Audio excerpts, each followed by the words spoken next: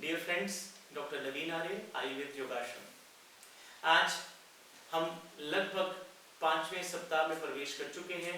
इस भारतवर्ष में लॉकडाउन के अंदर हमें कई तरह की शारीरिक और मानसिक समस्याओं से जूझना पड़ रहा है।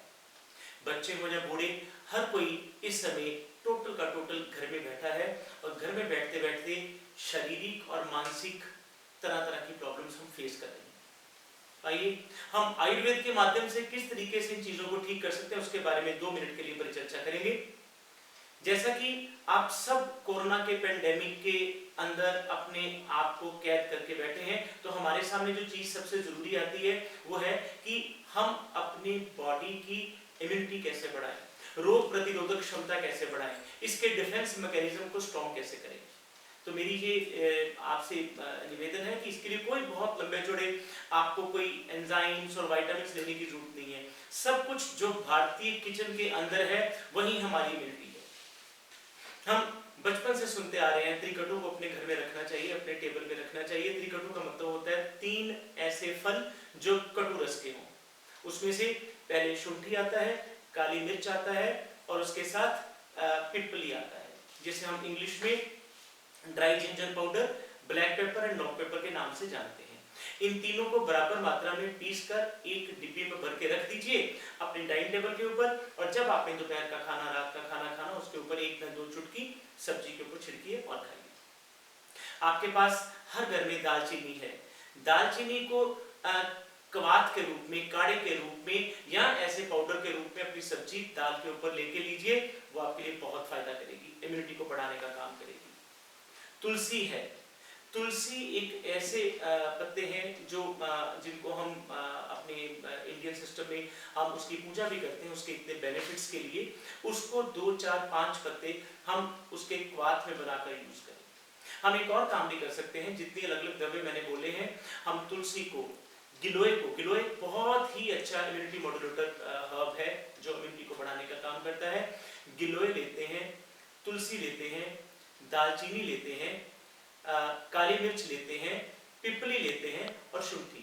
इन सबको थोड़ी थोड़ी मात्रा में लेकर 1 गिलास पानी में बॉईल करते हैं मध्यम आंच के लिए। जब उबलते उबलते वो आधा रह जाए, उसको आध को पीजिए। वैसे भी मैं आपको बता चुका हूं कि ये गर्म क्वाथ जो होता है हमारे गले के अंदर तरावट का काम करता है। हमारे अंदर इसकी जो हॉट फर्मेंटेशन होती है वो इम्यूनिटी भी बढ़ाती है और यहाँ पे किसी भी वायरस को रहने भी नहीं देती। इसलिए हम ये भी अपने बार बार अपने उद्बोधन में बोलते हैं कि आप 3-4 घंटे के बाद कुछ ना कुछ खाइए जरूर। हमारे यहाँ अलग अलग तरह से पेशेंट्स की क्वेरीज आ रही हैं। कुछ लोग ऐसे हैं जो बिल्कुल ही क्रैश डाइटिंग के पीछे लग गए हैं।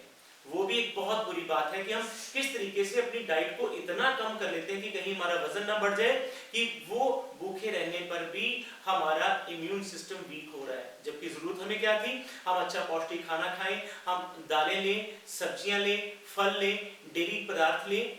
नहीं, इसकी कोई जरूरत नहीं है कि हम अपने फैट और कोलेस्ट्रॉल की चीजों को बंद करें, कोई प्रॉब्लम नहीं है। लेकिन खाना ही ना खाना और क्रैश डाइटिंग करना ये बहुत नुकसानदायक है।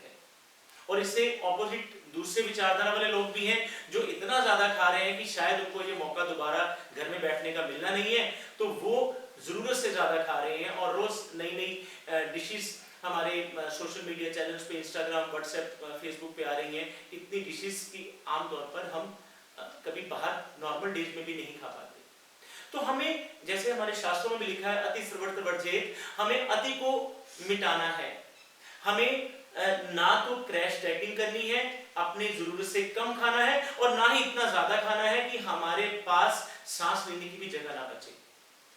तो अब दोस्तों, हम ये जो मैंने आपको क्वाथ की टेक्निक बनाई है, इसके ऊपर थोड़ा सा फॉलो करें। मैं दोबारा बताता हूँ, ये 6 द्रव्य, उसमें काली मिर्च है, पिपली है, शुंठी बोलते हैं ड्राई जिंजर पाउडर, सौंठ को, उसके साथ गिलोय है, तुलसी है और दालचीनी है। इन सबको बॉईल करिए, दिन में 2 बार लीजिए। और ये हमारे आयुष डिपार्टमेंट भी इस फार्मूले को काफी प्रमोट कर रहे हैं। आप सबके लिए ये घर में अवेलेबल है, किसी से और बाय करने की जरूरत नहीं है, कोई विटामिन, एंटीऑक्सीडेंट की जरूरत नहीं है, यही सब कुछ है।